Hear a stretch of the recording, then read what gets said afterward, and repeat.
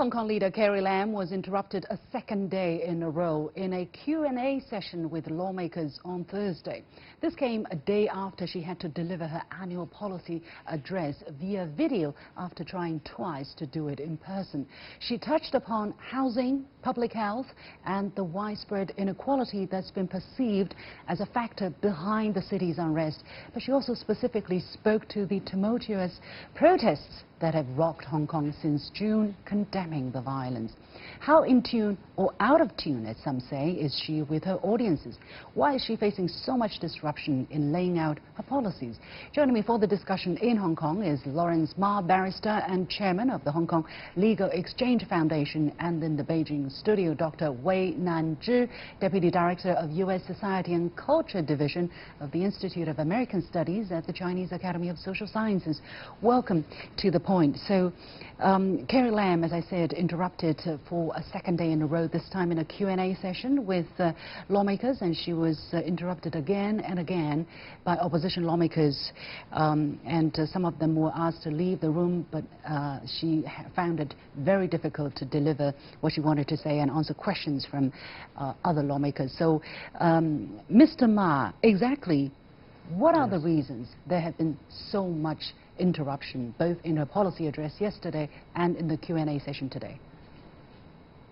Well, particularly the opposition politicians are not really addressing what has been said or paying any attention much to what is going to be delivered by the government in the coming financial year, or anything she stated in her policy address. What the opposition leaders or the opposition politicians, what they really want is to bring an anarchy to Hong Kong, just like what they are concerting, supporting and coordinating some of the riots in Hong Kong. So, I mean, it is meaningless for them to talk sense to them and to reason out any good policy with them.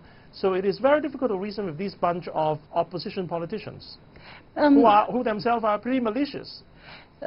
So let's talk a little bit more about the way how they conducted themselves, right? They were yelling at the top of their voice, and it's very interesting. They seem to have coordinated beforehand in their costume. For instance, several of them were wearing the same kind of black T-shirts with slogans printed on them, which says 5 demands, not one less, which I will explain in just a moment. Basically, the key demands of the protesters. And they also had these white flowers, which they used for, I don't know, so sending a message of, I don't know, dismay or frustration or sadness or whatsoever those flowers represented. And they were taking their turn kind of to disrupt Carrie Lam. One was asked to leave, and then once she started speaking, another one would stand up and interrupt, and then, you know, one after another. So it basically took all the time away from her deliberation. Mr. Ma, how do you explain this? How would you explain this? You've got to understand that this is probably the first session, major Legislative Council session, after the withdrawal of the bill. So the Legislative Council has today or these 2 days resumed a major activity in the Legislative Council. So the public attention is paying to the policy address. People are watching TV and watching the news on it. So it is a good opportunity for the oppositions to attract supports and via this via attacking on her, because election is coming up. There is a district council election in November, and there's upcoming early in July next year the legislative council election. So to gain points, political points, with their supporters, so they would have to try every means to discredit the chief executive, so as to score a political point. Dr. Wei, what is your observation coming from the Chinese mainland side? And I find it particular because normally in a parliamentary democracy, for instance, you have deliberations, you can disagree with each other, but you don't rob the other side of their opportunity to speak. So what is the intention of these opposition lawmakers by just making it impossible for Carrie Lam to speak? Yes, what have shown yesterday and today, it revealed the now very popular problem of the Western-style democracy. I mean, sometimes the party politics control the general interest. Would you elaborate? Yeah, please. Yeah, because just according to the video have shown that such lawmakers, they opposite just for the sake of opposition. They do not want to rethink about what is the general interest of Hong Kong, what is the future of Hong Kong. Because sometimes to say no is very easy, but to know how and how to effectively carry out is very difficult, you know. Could it be that they want to express and there you see an object thrown at Carrie Lam? Clearly, I guess that's not what Western-style democracy, civilized Western-style democracy would be advocating. So in terms of finding a way out of the situation in Hong Kong, is that the right way out? I mean, to disrupt, to criticize, to make it impossible for basically to boycott Carrie Lam and preventing her from functioning properly, Dr. Wei? I think, yeah, just as you have mentioned that, if only to prevent something, then how to do something. It is high time for Hong Kong people now to review the solidarity, the general will, and to think how to make effective reform of its economic structure, of the participation mode of the normal people, and to reset and to improve its agenda-setting mechanism to make the government to win a better comprehension of, and better understanding, and a more effective way to fulfill the demands of different social classes, different professions. Well, some people, some commentators were arguing that, look, Carrie Lam missed a golden opportunity in these speeches. By the way, she was not even given the opportunity to lay out her speech in person. She had to send a video in the end. But some commentators nevertheless criticized her for being out of tune or out of touch with the situation or with realities on the ground by praising what she and her policies have accomplished over the last year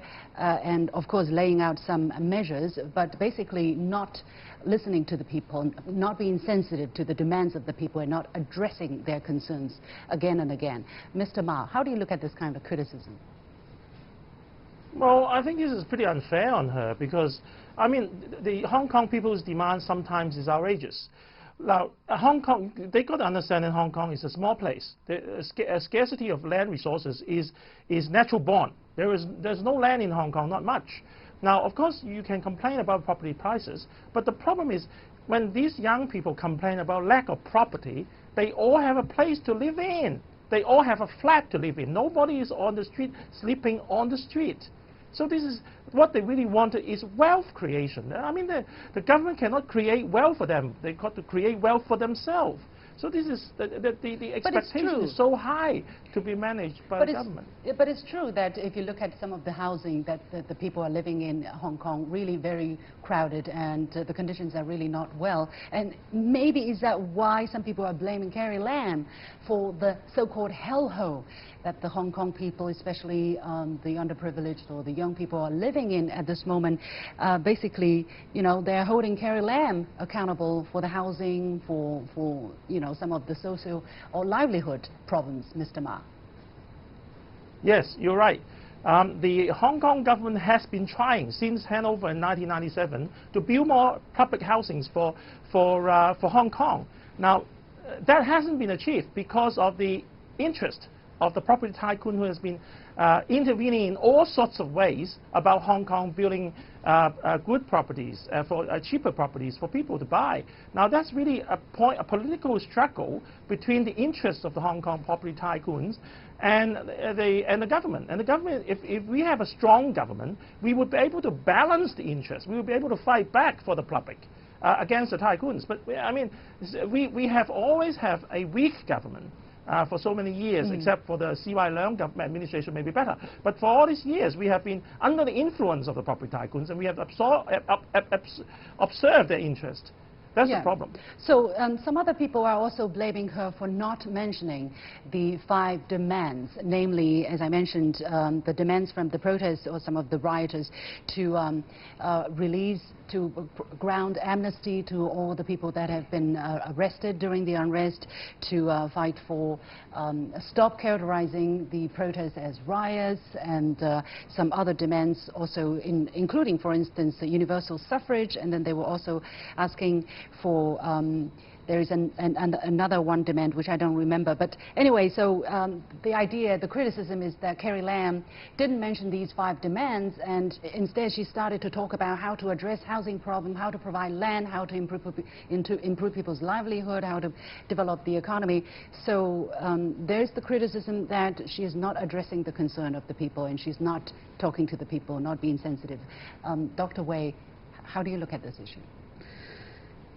If put the Hong Kong issue as a coin, I think maybe it has 2 sides. One side is about the economic and social life, and the other side is about the so-called political demands. But I don't think the political demands is only referred to the so-called 5 demands of the protesters.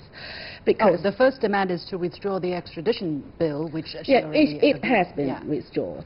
But as to other demands, especially those who have destroyed the one country, 2 system, it cannot be acceptable, you know, all over the world. No country will accept such. But the idea of the protesters is that she has to agree to all of these demands and not one less, which means there is no room for compromise. There is no room for negotiation. So she has to agree to withdraw the bill, which she already did, and she has to agree to have an independent investigation of police conduct. She has to agree to grant amnesty for the protesters. She has to agree to stop characterizing the protests as riots, and she has to grant universal suffrage, or true universal suffrage in some people's mind. She has repeatedly said that, you know, her answer to these questions, but it seems that she has opted to talk about the other issues, the livelihood issues, the housing, the land reform. Mr. Ma, why do you think she has decided not to mention these 5 demands this time? Well, because they're political red herrings. They're so unrealistic. They are set up just to, it is an insurmountable demands that you cannot satisfy. The first, if you remember correctly, the first demand was for her to withdraw the bill. And she did withdraw the bill, finally, and that demand changes again. Sometimes the demand is a demand which she cannot decide. For example, for the National People's Congress to withdraw the August 31st decision on the election of the chief executive, which is a decision of the central government, which is not a decision the Hong Kong government can change. So these sort of demands could not be met, and if you cannot meet their demands, they have a chance to criticize you again. So that's their tactics. And basically they're saying you have to agree to all of them. If you agree just to 1 or 2, it's not acceptable, so she will be disrupted. So it's really a very confusing situation. I don't see how the thing is going to develop, how the situation is going to develop, so that both sides can find or all sides can find a resolution. Anyway, we're going to leave it there. Many thanks to Lawrence Ma, Barrister and Chairman of the Hong Kong Legal Exchange Foundation, and Dr. Wei Nanzhi, Deputy Director of U.S. Society and Culture Division, Institute of American Studies at the Chinese Academy of Social Sciences.